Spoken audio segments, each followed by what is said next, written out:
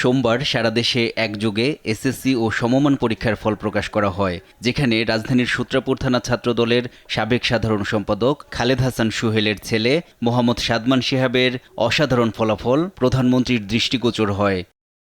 পরে প্রধানমন্ত্রীর নির্দেশনায় তার অতিরিক্ত প্রেস সচিব আতিকুর রহমান রুমন উপহার সামগ্রী পৌঁছে দেওয়ার ব্যবস্থা গ্রহণ করেন। প্রধানমন্ত্রীর নির্দেশনা অনুযায়ী আমরা বিএনপি পরিবারের একটি প্রতিনিধি দল পুরান ঢাকার বাংলাবাজার এলাকায় শিহাবের বাসায় যায়। সেখানে প্রধানমন্ত্রীর পক্ষ থেকে শিহাবের হাতে ফুল, মিষ্টি ও বই তুলে দেন তারা। একই সঙ্গে শিহাবের উজ্জ্বল ভবিষ্যৎ কামনা করে প্রধানমন্ত্রীর বিশেষ বার্তাও পৌঁছে দেয় প্রতিনিধি দল। আমরা বিএনপির আহ্বায়ক রুমন ভাইয়ের পক্ষ থেকে আমরা এসেছি এবং আজকে শিহাবের যেন ভবিষ্যতের জন্য আরও ভালো হয় এবং সে ভালো পড়াশোনা করতে পারে, ওর পাশে আমরা থাকবো। নিখোঁজ বাবার স্মৃতি ও চরম অনিশ্চয়তার মধ্যে বেড়ে উঠেও শিহাবের এই ফলাফল পরিবার ও স্বজনদের মধ্যে আবেগঘন পরিবেশ সৃষ্টি করেছে।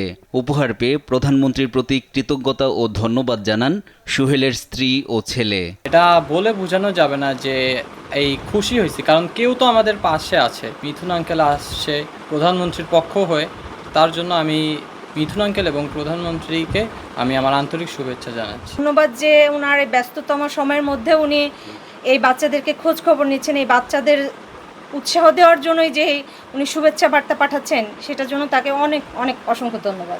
2013 সালের 28 নভেম্বর রাজধানীর পুরান ঢাকা থেকে সাদা পোশাকে আইন শৃঙ্খলা বাহিনীর পরিচয়ে খালেদ হাসান সোহেলকে তুলে নিয়ে যাওয়া হয়। দীর্ঘ এক যুগের বেশি সময় পরও তার কোনো সন্ধান মেলেনি। এনআই নাহিদ, দেশ টিভি, ঢাকা।